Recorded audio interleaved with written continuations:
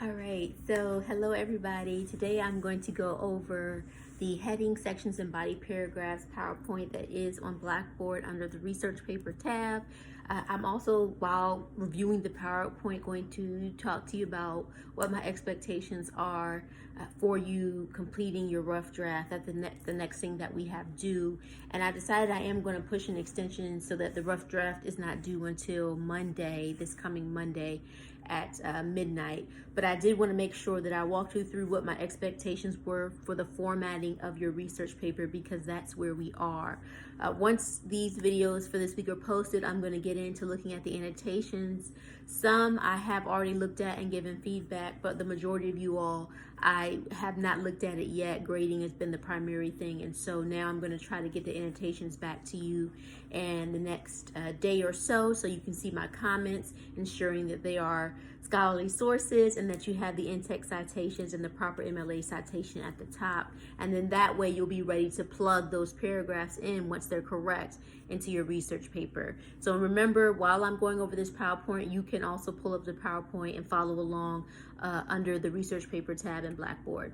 So headings are basically your subtopics.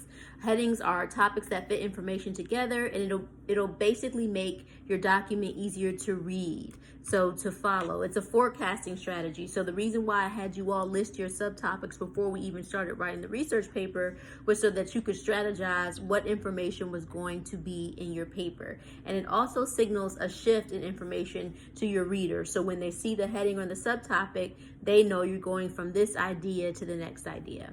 So the sections and subsections are a distinct part of material that may be 2 or more paragraphs long. And more or less every subtopic or heading in your paper will have at least one scholarly source. Because I'm only requiring 5, most of you will have 2 scholarly sources and 2 of the subtopics, and then a third one with just 1.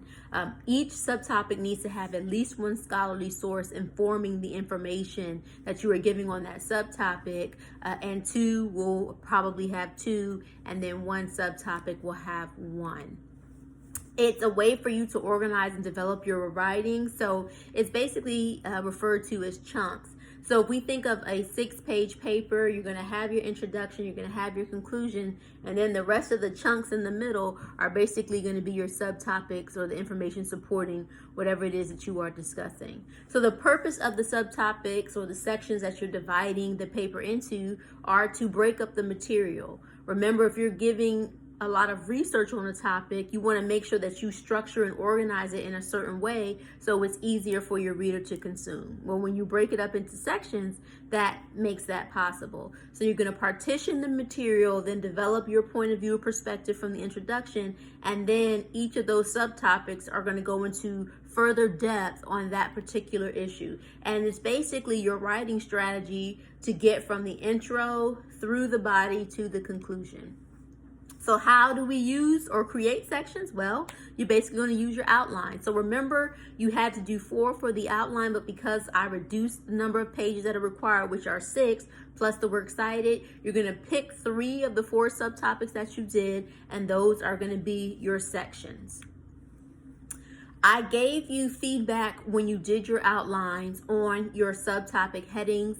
If you had full sentences, everyone I told you needed to reduce it. For those people that had questions, I told them make sure that each of your subtopics is a question for consistency. So you should be able to refer back to your outline and see the feedback I gave you. Some people's subtopics and headings were fine, and so I didn't have to tell you to do anything different.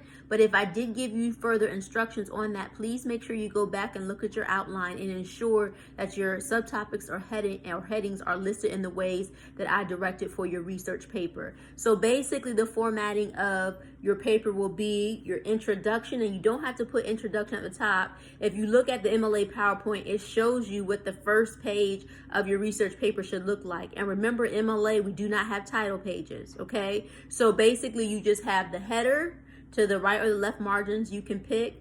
You have your title, you hit enter, and then the first paragraph of your paper. So you don't even need to write introduction, just the first paragraph of your paper going in to the thesis statement at the end. regardless of how long your introduction is, and I recommend, since it's a 6-page paper, it probably would be a page. At the end of that introduction, you need to have a thesis statement. So please do not put your thesis statement as the first sentence in your research paper or paragraph introduction. That's not where it belongs. The thesis statement belongs at the end of the introduction, because again, our papers are longer. Your introduction can be more than one paragraph. You have the start of a great introduction on your outline, and you should really just be expanding that. And remember, an introduction in your research paper is really not that different from an introduction in any other paper that you've written. Just an interesting way for people to learn about your topic. So you could talk about your own personal experience related to the issue. You could bring up an important case. Please keep in mind, any facts that you include in your introduction has to have a citation. So sometimes people will give statistics in their introduction to show how significant an issue is. If you do that, again, you need to have a citation. So please look at your introductory paragraphs from your outline and note that if you have any factual evidence, definitions, anything that would be pulled from an outside source, you need to have a citation for that. Otherwise, it's plagiarism, okay? So remember, you'll have your introduction. I recommend it being about a page. You're basically going to expand upon the introductory paragraph that you have on the outline. And at the end of the introduction, last paragraph of the introduction, at the end, last sentence should be your thesis statement, your claim and supporting reasons. And at this point, everyone should have had clearance from me on that thesis statement, because I've reviewed your outline and given you directions, okay?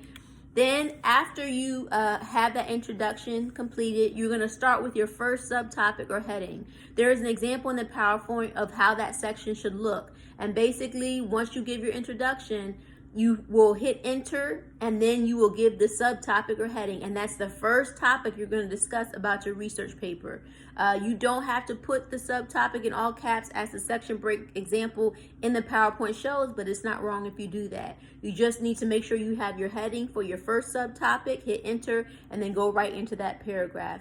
Please pay attention to the spacing, okay? Sometimes when I say 6-page paper, people get creative with the spacing, and there's 3 and 4 extra spaces between each subtopic. Do not do that. You will lose points for that. So please make sure that you just, after your thesis statement, you hit enter, you give your subtopic, you can hit enter again, and then you start the first paragraph of your first subtopic. Now, since we have sources, this is when you will begin to talk about the subtopic or issue that you were writing on, and then plug in the research paragraph where it fits. So that means if your first subtopic and you're talking about maybe immigration as your topic, okay, then your first subtopic might be legislation on immigration in America, okay? You might start talking about immigration is an important topic right now. Often it's discussed in elections. There are several candidates who have talked about the U.S. stance on immigration over the years. And then here's where you might plug in your first annotation paragraph. According to, or in the article by, or the CDC website says, and then go right into plugging in that annotation. Remember, I told you, you want to make sure you have an idea of where your annotations will go in your paper. So what subtopic your annotation is supporting. That's why, because now as you start doing the writing, when you get to your first subtopic, you're going to type a little bit about your thoughts and perspectives on that subtopic,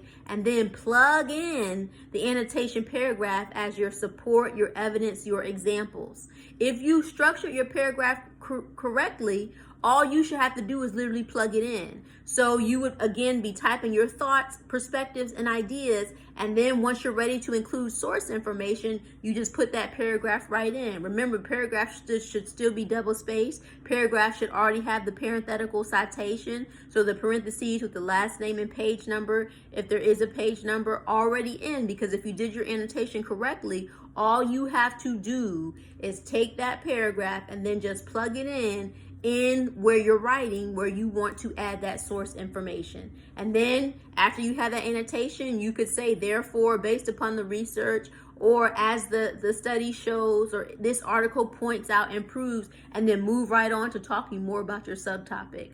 So remember, you're basically going to be writing, adding the sources where they best fit, writing a little bit more, adding the sources where they best fit, writing a little more. You're going to do this for every subtopic, and that's how you incorporate your research alongside your own ideas.